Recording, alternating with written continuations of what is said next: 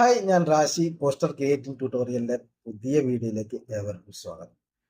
Poster creating രംഗത്ത് ഏറ്റവും കൂടുതൽ പേയ്മെന്റ് കിട്ടുന്ന ഒരു സെക്ഷനാണ് ആഡ് പ്രൊഡക്റ്റ് പോസ്റ്റർ ക്രിയേറ്റ്. അതായത് ഓരോ കമ്പനിയുടെ പ്രൊഡക്റ്റ് അവർക്ക് സോഷ്യൽ മീഡിയയിലും മറ്റു പ്ലാറ്റ്ഫോമിലൊക്കെ മാർക്കറ്റിംഗ് ചെയ്യാൻ വേണ്ടി പ്രൊഡക്റ്റിന്റെ പോസ്റ്ററുകൾ ആവശ്യമുണ്ട്. അത് ക്ലയന്റ് നമ്മളെ സമീപിക്കുമ്പോൾ നമുക്ക് നല്ല അടിപൊളി പ്രൊഫഷണൽ രീതിയിൽ തന്നെ ഒരു യുണീക്ക് ലുക്കിൽ നമ്മൾ ചെയ്ത് കൊടുക്കണം. അപ്പൊ അതിനൊരു ചെറിയ ഉദാഹരണമാണ്, ഒരു സിമ്പിളായിട്ട് നമ്മൾ സാധാരണ ഫോട്ടോഷോപ്പ് അങ്ങനത്തെ ആപ്ലിക്കേഷൻ ഉപയോഗിച്ചാണ് നമ്മൾ ചെയ്യാറ്. പക്ഷെ നമ്മളെ പോസ്റ്റർ ഡു വെച്ച് നമുക്ക് എങ്ങനെ ചെയ്യാമെന്നാണ് ഇന്നത്തെ വീഡിയോയുടെ കാണിക്കുന്നത്.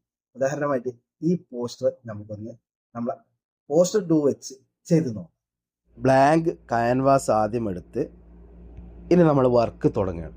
അതിനുവേണ്ടി ആദ്യം തന്നെ നമ്മൾ പ്ലസ് ബട്ടൺ ക്ലിക്ക് ചെയ്ത് ഇമേജിൽ പോയി ആ പ്രൊഡക്റ്റിന് ഇമേജ് നമ്മൾ ആദ്യം ക്യാൻവാസിലേക്ക് കൊണ്ടുവരികയാണ്. അത് കൊണ്ടുവന്നു. ഇനി നമ്മൾ ബാക്ക്ഗ്രൗണ്ടിന് കളർ കൊടുക്കണം. ബാക്ക്ഗ്രൗണ്ട് കളർ കൊടുക്കാൻ താഴെ കാണുന്ന കളർ ടൂൾ എടുത്ത് പിക്ക് ടൂളിലെടുത്ത് നമ്മൾ ആ പ്രൊഡക്റ്റിനെ സെലക്ട് ചെയ്യാണ്. അപ്പോൾ കളർ നമുക്ക് ബാക്ക്ഗ്രൗണ്ടായിട്ട് കിട്ടി. ഇനി നമുക്ക് ഈ പ്രൊഡക്റ്റിൽ നിന്ന് നമുക്ക് എന്ത് ചെയ്യാം, ഹൈഡ് ചെയ്താൽ അതിന് ലെയർ പോയി ഹൈഡ് ചെയ്ത് വെച്ചു. ഇനി നമുക്ക് ഓരോ ഷേപ്പുകൾ കൊണ്ടുവരാനുണ്ട്. അതിനുവേണ്ടി നമ്മൾ പ്ലസ് ബട്ടൺ ക്ലിക്ക് ചെയ്ത് ഷേപ്പിൽ പോയി റെക്റ്റാങ്കിൾ എടുത്ത് അതിന് ഇച്ചിരി വീതിയും ഒക്കെ കൂട്ടി കുറച്ച് നീളമൊക്കെ കൂട്ടി സെൻറ്ററിലേക്ക് അലൈൻമെൻറ്റ് ചെയ്ത് താഴേക്ക് കൊണ്ടുവന്ന് വെച്ചു. ഇനി അതിനും നമുക്കൊരു കളർ കൊടുക്കാം. കളർ കൊടുക്കുമ്പോൾ നമുക്ക് എന്ത് ചെയ്യാം, ബാക്ക്ഗ്രൗണ്ടിനെ കാട്ടി ഇച്ചിരി ലൈറ്റായിട്ടുള്ള കളർ കൊടുക്കാം. അതിന് ആദ്യം ബാക്ക്ഗ്രൗണ്ട് കളർ ചെയ്യുന്നതിന് കൊടുക്കാം.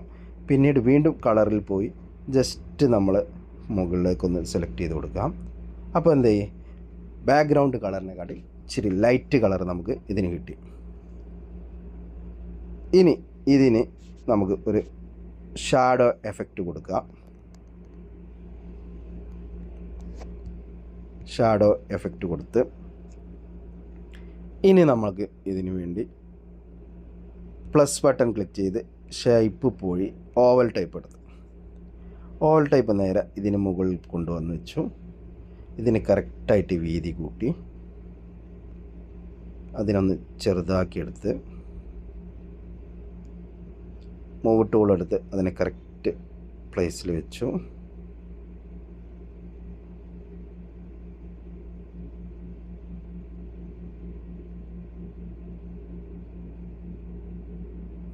അതിന് ഒരു കളർ കൊടുക്കണം. അതിനും ഇതുപോലെ തന്നെ കുറച്ചും കൂടി ലൈറ്റായിട്ട് ആ ഫസ്റ്റ് കൊടുത്ത ഷേപ്പിനെ കാട്ടും കുറച്ചുകൂടെ ലൈറ്റായിട്ട് കളർ നമ്മൾ സെലക്ട് ചെയ്യാം. അതിനുവേണ്ടി ഞാൻ ആ കളർ പിക്ക് ചെയ്തു. പിന്നീട് അതിന് കുറച്ച് ലൈറ്റായിട്ടുള്ള കളർ സെലക്ട് ചെയ്തു. ഒന്നും കൂടി ഒന്ന് അറേഞ്ച്മെൻറ്റ് ചെയ്യാം.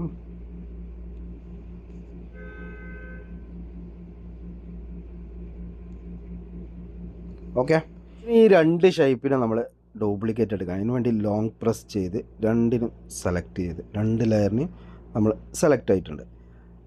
ഇനി താഴെ പോയിട്ട് ഡ്യൂപ്ലിക്കേറ്റ് എടുത്ത് സൈഡിലേക്കൊന്ന് മാറ്റി വെച്ച് സ്കെയിൽ ടൂൾ പോയി സൈസ് ടൂൾ പോയി ഒന്ന് ചെറുതാക്കിയെടുത്ത് വീണ്ടും ഒരു ഡ്യൂപ്ലിക്കേറ്റ് എടുത്ത് ഇതിൻ്റെ രണ്ടാമത്തെ സൈഡിലേക്കും മാറ്റി വെച്ച് ഇപ്പോൾ ഈ രീതിയിലായി. ഇനി ഈ ലാസ്റ്റ് ചെയ്ത രണ്ട് ലെയറിനെയും ഫസ്റ്റ് ചെയ്ത ലെയറിൻ്റെ താഴേക്ക് കൊണ്ടുവരണം. അതിന് വേണ്ടി ലെയറിൽ ക്ലിക്ക് ചെയ്ത് എല്ലാ ലെയറിനെയും താഴേക്ക് കൊണ്ടുവരാം.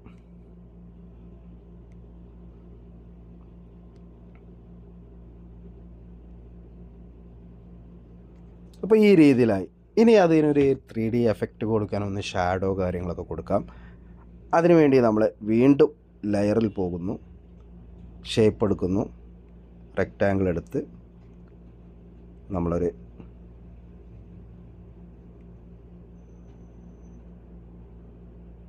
ഇച്ചിരി വീതിയൊക്കെ കുറച്ച് നീളം കൂട്ടി സെൻറ്ററിലേക്ക് അലൈൻമെൻറ്റ് ചെയ്യുന്നു. ഇതിന് നമ്മൾ ഈ കളറിൻ്റെ കുറച്ച് ഡാർക്ക് കളർ കൊടുക്കുകയാണ്. അതിനുവേണ്ടി ടൂൾ എടുത്ത് പിക്ക് ചെയ്ത് ആദ്യം തന്നെ ഈ കളർ കൊടുത്ത് പിന്നീട് കളറിൽ പോയി ഇച്ചിരി ഡാർക്കിലേക്ക് മാറ്റി അതിനുശേഷം നമ്മൾ ഒന്ന് ബ്ലർ എടുക്കുകയാണ്.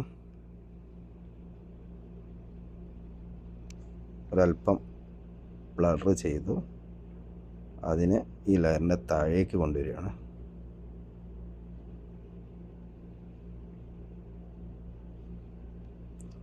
താഴേക്ക് കൊണ്ടുവന്ന് ഒരല്പം കൂടി വീതി കൂട്ടാം.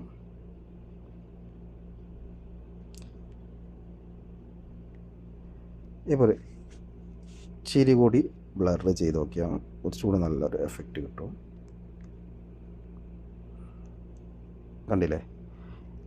ഇതുപോലെ തന്നെ അതിൻ്റെയും ലെയർ ഡ്യൂപ്ലിക്കേറ്റ് എടുത്തിട്ട് ഇതിനും കൊടുക്കുക. അതിന് ഇച്ചിരി കൂടി കുറച്ച് ഡാർക്ക് കളർ നമുക്ക് കൊടുക്കാം. കളർ ടൂൾ എടുത്ത് ഡാർക്ക് ടൂൾ എടുത്ത് അതിന് ഇതുപോലെ തന്നെ ലെയറിനെ താഴോട്ട് കൊണ്ടുവരിക. വീണ്ടും അതിനെയും ഡ്യൂപ്ലിക്കേറ്റ് എടുക്കുക. ഈ സൈഡിലുള്ള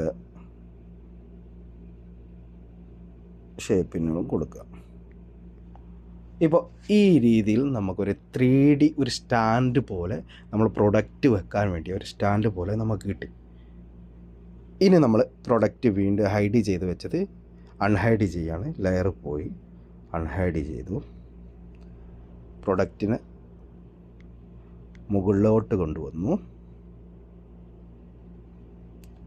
അതിനൊന്ന് നമ്മൾ സെലക്ട് ചെയ്ത് സ്കെയിൽ ഉപയോഗിച്ച് ഒന്ന് ഷേപ്പൊക്കെ ഒന്ന് ചെറുതാക്കി ഒന്ന് റൊട്ടേറ്റൊക്കെ ചെയ്ത് നമ്മൾ ആദ്യത്തെ ഷേപ്പിന് മുകളിലേക്ക് കൊണ്ടുവന്ന് വെച്ചു. നമുക്ക് ഈ ഷേപ്പൊക്കെ ഒന്നുകൂടെ താഴ്ത്തി വെക്കാം. അതിന് ലോങ് പ്രസ് ചെയ്ത് എല്ലാം ഒന്ന് ഷേപ്പുകളൊക്കെ ഒന്ന് സെലക്ട് ചെയ്യാം. അവിടുന്ന് സെലക്ട് ആവുന്നില്ലെങ്കിൽ നമ്മൾ നേരെ ലെയറിൽ പോയി നമ്മൾ സെലക്ട് ചെയ്യാം. അപ്പോൾ എല്ലാ ഷേപ്പും സെലക്ട് ചെയ്തു ജസ്റ്റ് ഒന്ന് താഴ്ത്തി കൊടുക്കുക.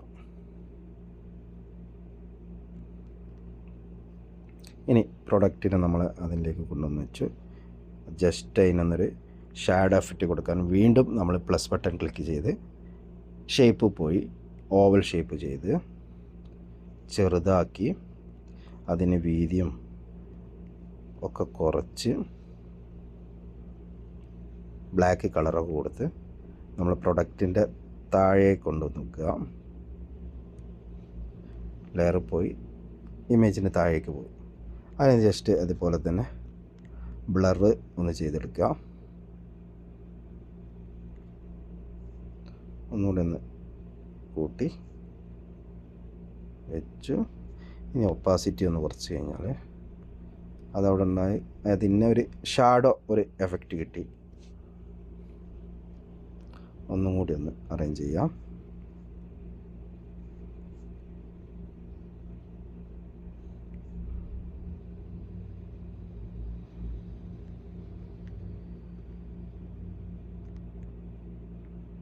ഇത്രയും മതി.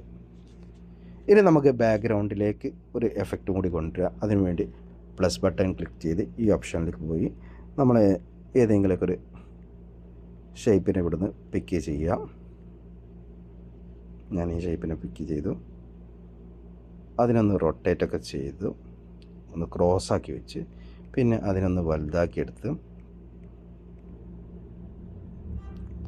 അതിന് സൈസൊക്കെ റെഡിയാക്കി അതിനൊരു വൈറ്റ് കളറ് നമ്മൾ കൊടുത്ത് ഇനി നമ്മൾ ഏറ്റവും പുറകിലേക്ക് അതിനെ കൊണ്ടുപോകണം. ലെയറിൽ പോയി ഡ്രോ ചെയ്ത് ഏറ്റവും താഴേക്ക് കൊണ്ടുവന്നു. അതിന് ജസ്റ്റ് നമ്മൾ ഒന്ന് ബ്ലർ എഫക്റ്റൊക്കെ കൊടുത്ത് ഒപ്പാസിറ്റിയൊക്കെ ഒന്ന് കുറച്ച് ഒന്നും കൂടി ഒന്ന് അറേഞ്ച്മെൻ്റൊക്കെ ചെയ്ത്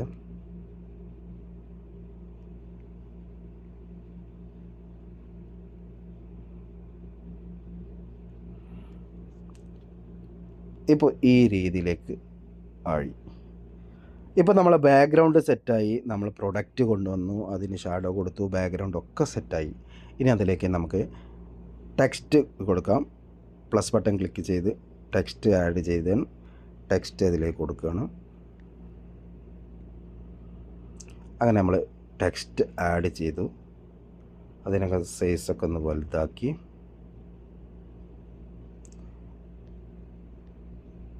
നമ്മൾ ഫോണ്ടിൽ പോയി അത് നല്ലൊരു ഫോണ്ടൊക്കെ സെലക്ട് ചെയ്ത് കൊടുത്ത്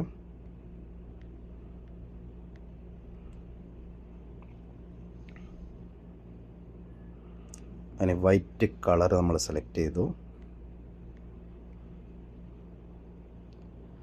പ്രൊഡക്റ്റിൻ്റെ പുറകിലേക്ക് കൊണ്ടുവന്നു. ഇനി അതിനൊന്ന്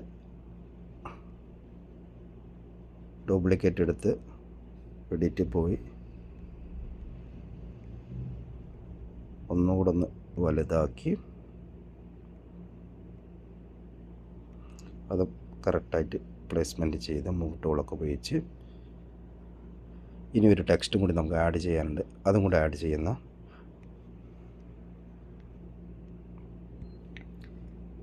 ആ ടെക്സ്റ്റ് നമ്മൾ ആഡ് ചെയ്തു.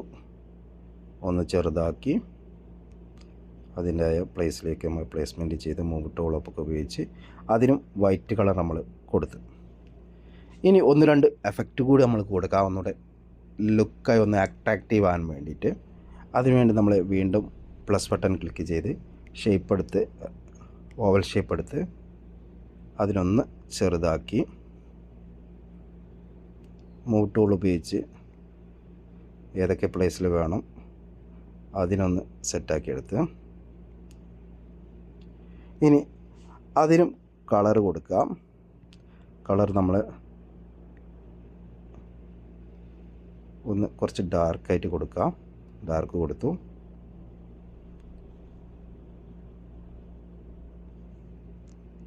ഇനി ഒരു ലെയറും കൂടി കൊണ്ടുവരാം.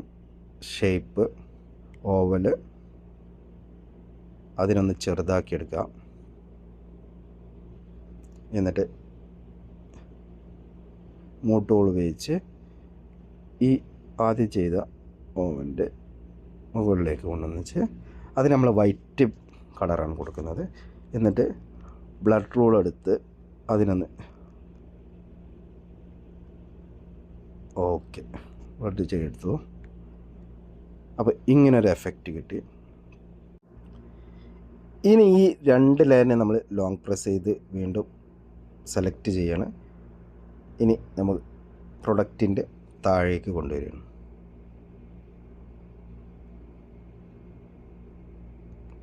താഴേക്ക് കൊണ്ടുവന്നു. ഇനി ഒരു ലെയർ കൂടെ ഒരു ഡ്യൂപ്ലിക്കേറ്റും കൂടി അതിനെടുത്ത് നമ്മൾ താഴേക്ക് കൊണ്ടുവന്ന് അതിന് സൈസ് ടൂൾ ഉപയോഗിച്ച് ഒന്ന് ചെറുതാക്കി മൂവ് ടൂൾ ഉപയോഗിച്ച് ഒന്ന് സൈസൊക്കെ ചെറുതാക്കി ഒന്ന് വലുതാക്കി കറക്റ്റ് പ്ലേസിലേക്ക് വെച്ചു. ഇതാണ് നമ്മുടെ ഫൈനൽ പ്രൊഡക്റ്റ്. അപ്പോൾ നമ്മളെ പ്രൊഡക്റ്റ് ആഡ് ഇമേജ് പോസ്റ്റർ റെഡിയായി. ഇതുപോലെ ഓരോ പ്രൊഡക്റ്റിനെയും നമുക്ക് അടിപൊളിയായിട്ട് സിമ്പിളായിട്ട് നമുക്ക് ചെയ്തെടുക്കാം പോസ്റ്റർ ഉപയോഗിച്ച്. ഇപ്പോൾ കണ്ടില്ലേ, ഇതുപോലുള്ള ഓരോ പോസ്റ്ററൊക്കെ ക്രിയേറ്റ് ചെയ്യൽ എങ്ങനെയാണ്? ഈ ഫോട്ടോഷോപ്പ് ഉപയോഗിച്ചു അങ്ങനത്തെ ഓരോ ടൂൾ ഉപയോഗിച്ച് കമ്പ്യൂട്ടറിലൊക്കെയാണ് ഓരോരുത്തർ ചെയ്യുന്നത്. പക്ഷെ നമ്മളെ ക്രിയേറ്റിവിറ്റി അനുസരിച്ച് നമ്മൾ പോസ്റ്റർ ടൂൾ വെച്ചാണ് ഇത് ചെയ്തത്. ഇതിലിപ്പോൾ നമ്മൾ യൂസ് ചെയ്തത് എന്താണ്? ഷേപ്പിലെ റെക്ടാങ്കിൾ എന്താ ഉപയോഗിക്കൽ? സാധാരണ നമ്മൾ പോസ്റ്ററിലൊക്കെ എന്തെങ്കിലുമൊക്കെ കൊടുത്ത് ഹൈലൈറ്റ് ചെയ്യാനും എന്തെങ്കിലും അണ്ടർലൈന് അതുപോലെ ഓരോ ഷേപ്പ് ചെയ്യാൻ മാത്രമാണ്. പക്ഷെ ഇങ്ങനെ നമ്മളൊരു പ്രൊഡക്റ്റിന്റെ സ്റ്റാൻഡ് രൂപത്തിൽ നമ്മൾ ചെയ്തിട്ടുണ്ടാവില്ല. അപ്പോൾ നമ്മൾ ക്രിയേറ്റിവിറ്റി ഉപയോഗിച്ച് ഓരോ ടൂളിനെയും ഈ ആപ്പ് ഡെവലപ്പ് ചെയ്ത ആൾക്കാർ പോലും ചിന്തിക്കാത്ത രീതിയിൽ നമുക്ക് മാറ്റാൻ കഴിയും. അതിനാണ് നമ്മൾ എന്താ ചെയ്യേണ്ടത്? നമ്മൾ കൂടുതൽ ചെയ്ത് നമ്മളെ സ്കില്ല് എന്ത് ചെയ്യുക? ഡെവലപ്പ് ചെയ്തെടുക്കണം. അതിനു വേണ്ടി നമ്മൾ ക്ഷമയാണ്. ആദ്യത്തെ വർക്കൊന്നും ക്ലിയർ ആയിക്കൊള്ളുന്നില്ല, അതൊരിക്കലും ക്ലിയർ ആവുകയില്ല. പിന്നെ നമ്മൾ ചെയ്ത് ഒരു ലെവലിലേക്ക് അങ്ങ് എത്തിക്കഴിഞ്ഞാൽ പിന്നെ നമ്മളതൊക്കെ പെർഫെക്റ്റ് ആയിരിക്കും. അപ്പൊ നമ്മൾ ആ ലെവലിലേക്ക് നമ്മളെ സ്കില്ല് നമ്മളെ വളർത്തിയെടുക്കണം. അതിനെന്താ ചെയ്യേണ്ടത്? നമ്മളെ പ്രാക്ടീസ് നല്ലോണം ചെയ്യണം. എല്ലാ ടൂൾസും എന്തൊക്കെ രീതിയിൽ നമ്മളിപ്പോ ഒരു കാര്യം പറയില്ല, ഒരു കാര്യത്തെ കുറിച്ച് 4 പേര് ഇരുന്ന് ആലോചിക്കണം എന്നൊക്കെ പറയും. എന്ന് പറഞ്ഞ മാതിരി ഒരു പ്രൊഡക്റ്റിനെ, അത് ഒരു ടൂളിനെ നമ്മൾ 4 രീതിയിൽ അല്ലെങ്കിൽ അതിൽ കൂടുതൽ രീതിയിൽ നമ്മൾ അതിനെ ഉപയോഗിക്കാൻ പഠിക്കണം. അത് നമ്മൾ ഓരോ വർക്കുകൾ ചെയ്ത് വരുമ്പോൾ എന്താവും, നമുക്ക് ഓട്ടോമാറ്റിക്കലായിട്ട് വരും. അതിനുവേണ്ടി ചെയ്യേണ്ടത് നമ്മൾ മാക്സിമം പ്രാക്ടീസ് ചെയ്യുക.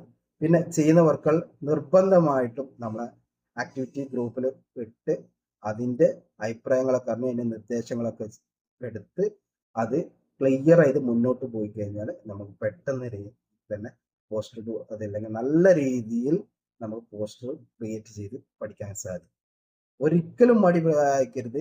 നമ്മൾ ചെയ്ത ഫസ്റ്റ് ആര് ചെയ്താൽ പെർഫെക്റ്റ് ആവില്ല, 100%. അപ്പോൾ ആ പോസ്റ്റർ നമ്മൾ ഗ്രൂപ്പ് കൊണ്ടിട്ടാൽ അതിനെന്തെങ്കിലും ആരെങ്കിലും നെഗറ്റീവ് കമന്റ് അല്ലെങ്കിൽ ആരെങ്കിലും കളിയാക്കും, അതൊന്നും കരുതണ്ട. നമ്മളെ ആവശ്യമാണ് ഓരോ നിർദ്ദേശങ്ങളും കെട്ടലും അത് ജയിച്ച് നമ്മൾ മുന്നോട്ട് കൊണ്ടുപോകാം. അപ്പോൾ പോസ്റ്റർ ഉപയോഗിച്ച് നമുക്ക് കിഡിലനായിട്ട് പ്രൊഫഷണൽ രീതിയിൽ തന്നെ നമുക്ക് പോസ്റ്റർ ക്രിയേറ്റ് ചെയ്യാൻ പഠിക്കണം. ഓക്കെ, അടുത്ത വീഡിയോയിൽ വീണ്ടും കാണാം.